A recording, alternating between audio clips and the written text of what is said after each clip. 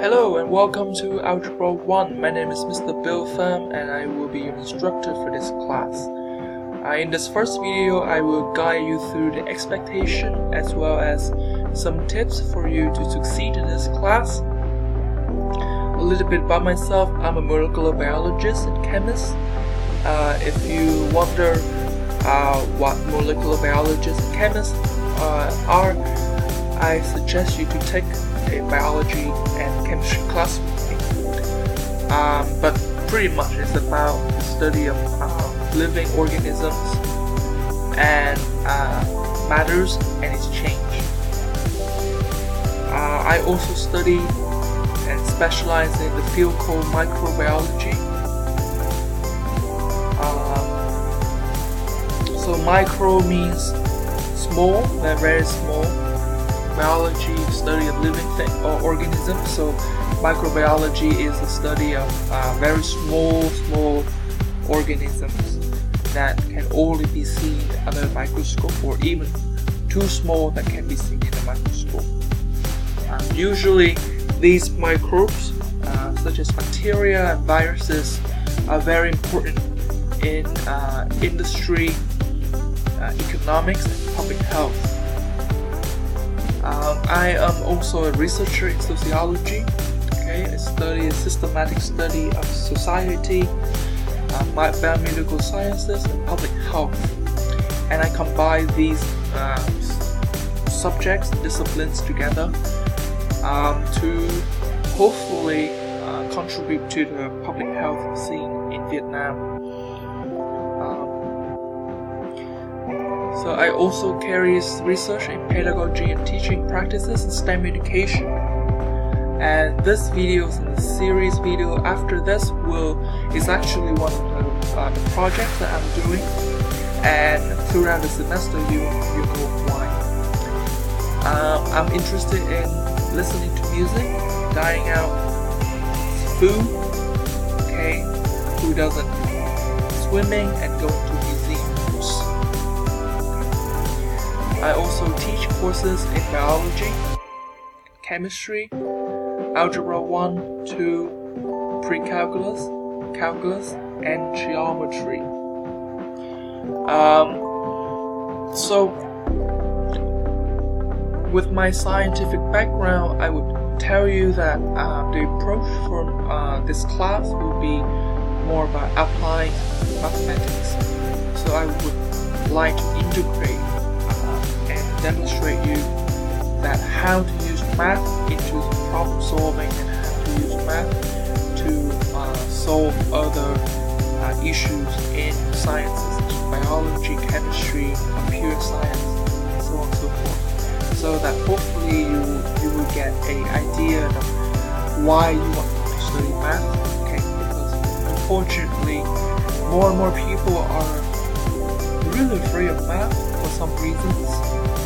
And I think that hopefully through this class and through the application that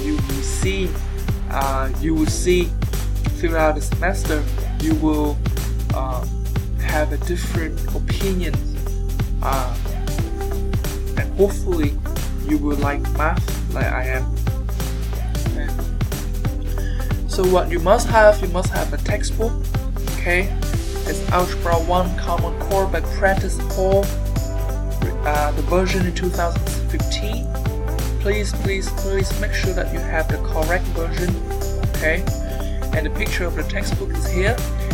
The surest way to get the correct version of the textbook is through the library.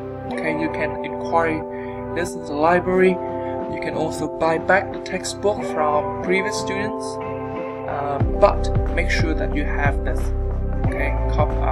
this 2015 versions.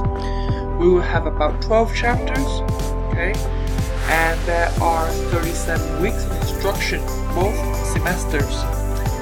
So basically, we will have about 3 weeks per chapter.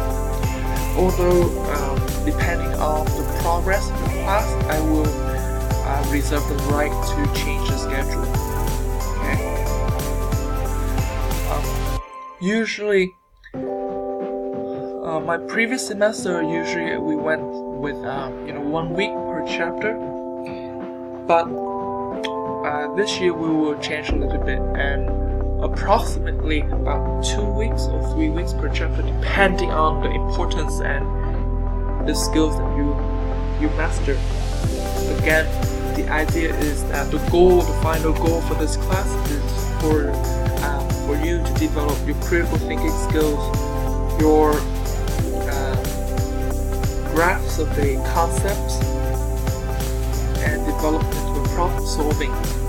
So it's not really helpful if we move quickly and miss all of that. Okay, so it's very important for you to develop your problem solving skills and the mastery of the material. That's much more important than going through 12 chapters at the end, although it would be ideal if we can finish the textbook within the school year. Also, you need to have a A4 150-page notebook dedicated to Algebra 1 alone. Okay, do not share it with chemistry, do not share it with English literature. Okay, and others required materials include the scientific calculator, pens, pencil, rulers, and graphing papers. This can be downloaded online. How are we going to go about with the instruction? Now, this semester we will do it completely differently from other classes that you may have. That means I will employ the flipped classroom and blended learning. Okay, what it means is that you will do the readings and assignments at home, and then in the class you will be divided into groups, and we will discuss topics and strategy to solve problems under my guidance. So pretty much we will you have to read the textbook, you have to do the assigned readings and assignments at home, and then in class we will discuss some of the anything that you still don't understand, or we will do problems together, and we'll develop the strategy to solve those problems. Okay, so it's very important for you to actually do the readings and assignments at home. And we will also employ an online learning platform, Khan Academy.